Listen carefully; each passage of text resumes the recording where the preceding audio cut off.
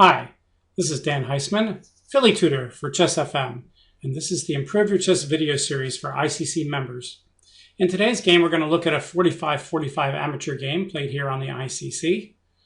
If you followed the recent World Cup, in the final, Svidler and Karjakin played a very tense match, and especially when the players got under time trouble, but sometimes when they weren't.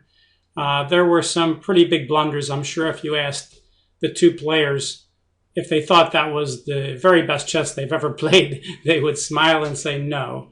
And if this can happen to grandmasters, it can happen to anyone. Well, today's game is a game that starts out somewhat normally, but then it becomes a tactical slugfest. And when that happens between two amateurs, very often really big mistakes can happen. So let's enjoy ourselves and watch today's game.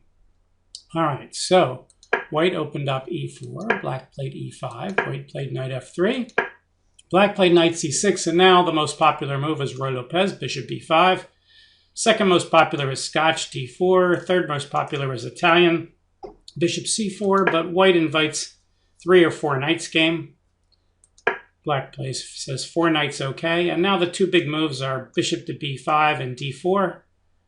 The famous inaccuracy is bishop c4, knight takes e4, which is not winning for Black, but at least equal, as Susan Polgar showed in her 2-part series in Chess Life about 10 years ago. But this trap has been known, or this inaccuracy has been known for, 150 years.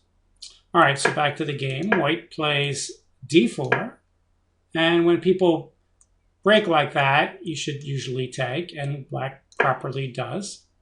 And there are lines where White can try like knight d5 and so on, but he just recaptures. And now it would make some sense for Black to play bishop b4 and put pressure on the e-pawn, similar to the line, transposing to the line in the Scotch. If this game had been a Scotch,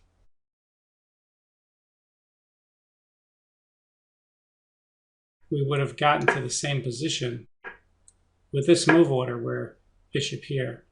So in our game, we transpose into that line in the Scotch, but they don't play it.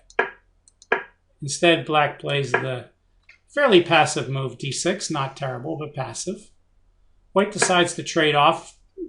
Moving the knight a third time just to bring another Black pawn to the middle doesn't seem like the right idea, but it's not. Again, it's not terrible. White develops the bishop. Black at some point is going to break with d5 here. He chooses to develop the kingside first. Bishop e7, castle, castle.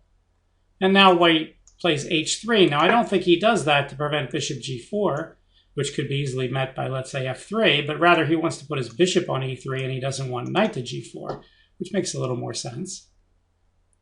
All right, Black puts his rook on the semi-open file. And White plays bishop g5, and whenever you attack a knight on g5, where he's got a bishop and a queen behind it, you have to watch out for Black playing discovered attacks like knight takes e4. For instance, if Black could play knight takes e4, White can't just take with a knight because bishop takes bishop would win a pawn. But if White plays bishop takes, knight takes, bishop takes, knight takes, and maybe bishop takes, knight takes, you might say, okay, well, that's an interesting line. But actually, the computers show that this is not normal. Right in the middle of all this, after bishop takes e7, knight takes c3, White plays bishop takes h7 check as the best move. So this is actually even more complicated. And now Black cannot take the bishop because White will simply check with his queen and then take the queen. So he has to play king h8, only other legal move, and then queen h5, and now knight e2 check.